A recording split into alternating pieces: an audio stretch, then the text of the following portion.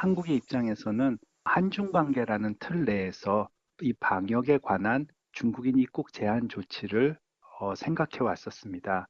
즉, 한국의 입장에서는 안전을 위한 방역을 위해 중국인들에 대한 입국 제한 조치도 검토하면서 또한 동시에 중국에 대한 외교적, 경제적 이익에 관한 손익계산도 함께 진행해 왔던 것으로 생각됩니다.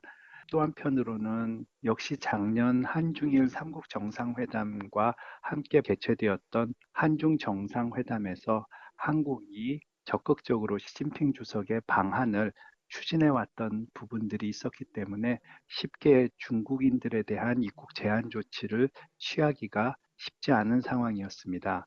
반면에 한국의 입장에서 본다면 일본과는 이러한 부분에 대해서의 고려가 크지 않았기 때문에 중국인에 대한 입국 제한 조치와 일본인들에 대한 입국 제한 조치를 대하는 한국 정부의 시각이 차이가 있었다라고 생각됩니다. 아니, 그런 거는 눈치가 될지 아닐지 여러 가지 변수를 고려해야 되는 거죠. 중국하고 무역 관계도 있고, 수출 관계도 있고, 또 외교 관계도 있고, 여러 가지를 고려해가지고 하는 거고, 지금 보세요. 일본이 저 입국 제한하니까 중국은 어떻게 했어요? 중국도 마찬가지로 일본에서 저 오지 못하게끔 출국 제한했단 말이에요. 무기한한다고 했단 말이에요. 그러면 일본이 그렇게 함으로써 해가지고 나중에 중국하고 입국 절차를 해제하는데 얼마나 많은 시간이 걸리겠으며, 얼마나 많은 외교적인 또 노력을 해야 될 것이며, 한국 같은 경우에 그렇게 하지 않아도 해결될 수 있는 방법이 있다면, 그런 방법을 택하는 게 외교의 뭐랄까, 기술 아니겠어요? 초반기에 한국이 방역에 어느 정도의 자신감과 가능성이 있었기 때문에 중국과의 외교적, 경제적 이익에 조금 더 무게 중심을 두는 상황이 나타났었습니다.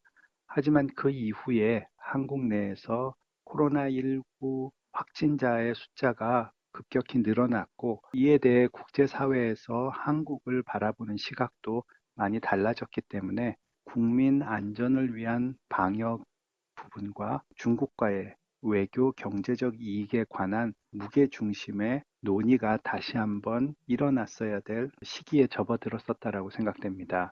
일본인들의 제한 조치를 취한 상황에서 한중 관계를 고려하는 부분은 물론 이해하지만 국익에 관한 무게 중심이 어디에 있어야 되는가에 관해 다시 한번 깊이 있게 정책적 논의가 있어야 될 시기다라고 생각합니다.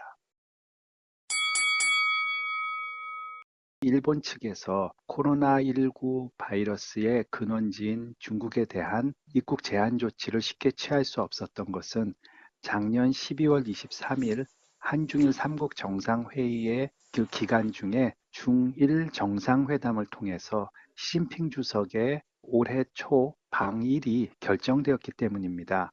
일본 정부의 입장에서는 중일 정상회담이 확정되어 있는 상황에서 중국인들에 대한 입국 제한 조치를 취하기가 어려웠던 상황이 있었습니다. 하지만 일본 정치권 내에서 시진핑 주석의 방일을 연기하기로 결정이 지어졌기 때문에 방역 차원에서의 중국인에 대한 입국 제한 조치가 취해지는 것은 그 다음에 자연스러운 수순이었고, 즉 중국과 일본은 외교적 이익과 국민 안전에 대한 이익을 분리해서 접근해 오고 있었지만 단지 중일 정상회담이 확정되어 있었기 때문에 이 부분에 관한 양국의 정치적 결단을 기다리고 있었던 것뿐입니다.